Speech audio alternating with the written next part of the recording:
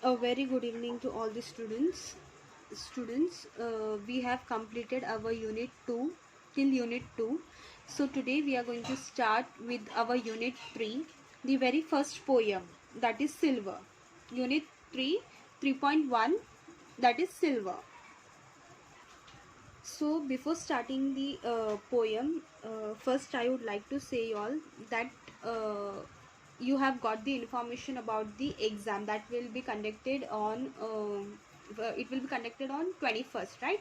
So what will be the portion, how will be it how it will be conducted, other details, what will how to submit the paper and all, it will be given to you all. So don't worry about that. You be prepared with your chapters, lessons, poem, okay? The timetable, everything will be given to you all, okay? So yeah, let us start the poem, that is Silver, okay, written by Walter de la Mare. Okay, so I would like to give some information about this poet. Okay, he was born in the year 1873 in England. Okay, and he died in 1956. Same in England only. Okay, he was a English poet. He has written many short stories. Okay, he was a novelist also. He used to write for both adults also and for children also. Okay, he used to write both types of poem or story or novelist. Okay, so this poem Silver was first established in 1913. Okay, in his book for children, Peacock Pie. Okay, if you will google it, you will come to know about this poet. Okay, so this poem, ये जो poem है, it was first published in 1913, 1913. Okay, in the book called Children. Sorry, it is a book for children, and its name is Peacock File. Okay, so yeah, this Silver poem is about the moonlight. Here the poet is describing about the moonlight. So as we hear the name of the moon, a lot of things come in our mind, right? So just like the sun, the moon is also important for us. जैसे बोलते ना सन important है for us, तो वैसे ही moon भी अपने लिए बहुत ज़्यादा इम्पॉर्टेंट है. ओके, जैसे sun gives sunlight, heat. Okay, वैसे ही moon gives cool light for us at night. Okay, so in India छोटे छोटे बच्चे मून को चंदा मामा करके बुलाते हैं, राइट? सो बहुत सारे ऐसे स्टोरीज है, पोयम है जो मून के ऊपर बनाया गया है.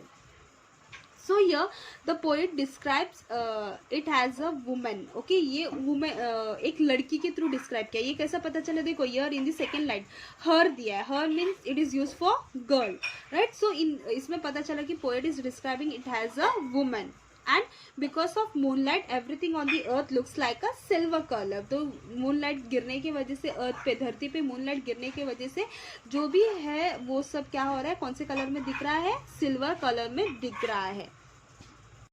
So as in the morning और in evening sun makes the surrounding crimson. Crimson means yellowish colour बनाता है. वैसे ही moon does same at night. Okay, moon वैसे ही रात को चमकता है. ओके, तो silver is also a very precious stone. So या we will see this poem stanza wise देखते हैं. Okay, so the first stanza. Slowly, silently, now the moon walks the night in a silver soon. Okay, soon yani shoes. Soon yani shoes. Okay, so here the poet describes the night scene. ये रात का scene है. तो at night the moon comes slowly and silently, एकदम slowly और चुपके से आता है. यह the poet directly compares the moon with the lady. तो जैसे मैंने आपको बताई, her, ओके, हर हम लोग लेडी वुमेन के लिए, गर्ल के लिए यूज करते हैं. तो यह the poet is directly describing it with as a lady. Silver shoes means silver moon light.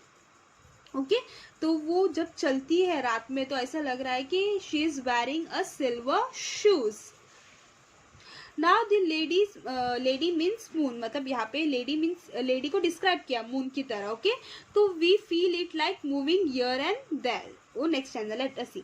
This way and that she peers and sees silver fruit upon a silver tree. Peers means to look, और फिर या फिर as if searching for something. Okay, so we feel like it is moving here and there. आपको पता है कि clouds यहाँ वहाँ मूव होने के कारण ऐसा लग रहा है कि moon is moving here and there. Moon as if moon is moving very fast from one place to other. ये सब क्या एक इल्यूजन है, it is not real. Moon is, बोलते ना, क्लाउड्स मूव हो रहे, right, clouds are moving. So ऐसा लग रहा है कि moon is also moving. So whenever she sees, मतलब सी यहाँ पे सी का मतलब है कि जब भी मूनलाइट धरती पर गिरता है, अर्थ पे गिरता है, तो ऐसा लग रहा है कि ट्रीज के ऊपर जो फ्रूट्स या ट्रीज है या जो फ्रूट्स है, they are looking like a silver colour. Trees और फ्रूट्स भी कैसे हो गए, सिल्वर कलर्स में हो गए हैं. तो why it is happening all this? Because of a moonlight. Third stanza. One by one the casement catch her beams beneath the silvery thatch. यहाँ पे casement means window. Okay, casements means window. Beams means rays. Okay, and thatch means cover, roof. Okay, छत का cover, roof जो होते हैं ना, छत, उसको बोलते हैं. So one by one the casement catch your beams beneath the silvery thatch. So यहाँ पे poet is saying to us that lights are reflecting on the windows. Okay, जैसे कि विंडोज पे उसका लाइट गिर रहा है, तो one by one the lights are reflecting on the window. तो ऐसा लग रहा है as a lady means the moon starts to move upward and forward. It light is reflecting on the window. जैसे मून यहाँ वहाँ जा रहा है तो इट्स लाइक कि उस मूव अपवर्ड और फॉरवर्ड हो रहा है, तो ऐसा लग रहा है कि it light is reflecting on the window. So not only on the window but also on the roof of the house are looking in the silver color. मतलब रूफ, जो छत है, वो भी कैसे है, सिल्वर कलर की वजह से चमक उठ रहा है. जो विंडोज जो बंद है कांच के वजह से, जब वो कांच पे अगर कोई लाइट गिरता है तो वो कैसे चमकता है, राइट. तो वैसे ही ऐसा लग रहा है कि सिल्वर जो मून का जो लाइट जब कांच पे गिर रहा है, विंडो के कांच पे गिर रहा है, तो इट इज शाइनिंग. और ये जो हाउस है वो ज्यादा चमकता कब है, जब स्नो होता है ज्यादा, राइट. जो हाउस में स्नो ज्यादा गिर रहा है तो वो क्या हो जाएगा, बहुत ज्यादा शाइन करेगा. Moving towards the next stanza. Couched in his kennel like a log with paws of a silver sleeps the dog. Couched यानी to lie down. ओके, मतलब पड़े हुए रहना. कैनल यानी डॉग का शेल्टर, जहाँ पे डॉग रहता है, डॉग का घर. ओके, लॉग यानी अ पीस ऑफ वुड. सो ये at night the dog has slept in his kennel. The poet is describing as the dog is sleeping in his kennel. It look like, मतलब piece of wood, मतलब piece of wood दिख रहा है. किसके वजह से, थोड़े थोड़े लाइट के वजह से ऐसा लग रहा है कि कुछ बोलते ना वुड झाड़ का टुकड़ा, you can say would. Okay, ऐसा पड़ा हुआ है, ऐसा लग रहा है लाइट के वजह से. So as a lady means the moon, मतलब lady means moon, start moves upward. It moon light falls on the paw यानी जो डॉग के ऐसे जो पैर रहते हैं ना, पैर ऐसे जो रखते हैं, पाव. तो ऐसा लग रहा है कि it falls on the pav of a sleeping dog.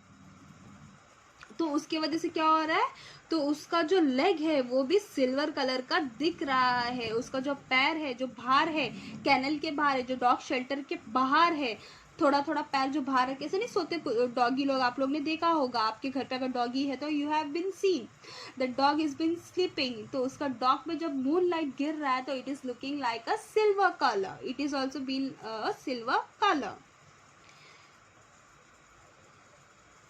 So yeah, the moonlight makes everything in a silver color. So silver isn't it a color, but also it is very precious also. It is very मतलब एकदम कीमती जैसा है. Moving towards the next stanza.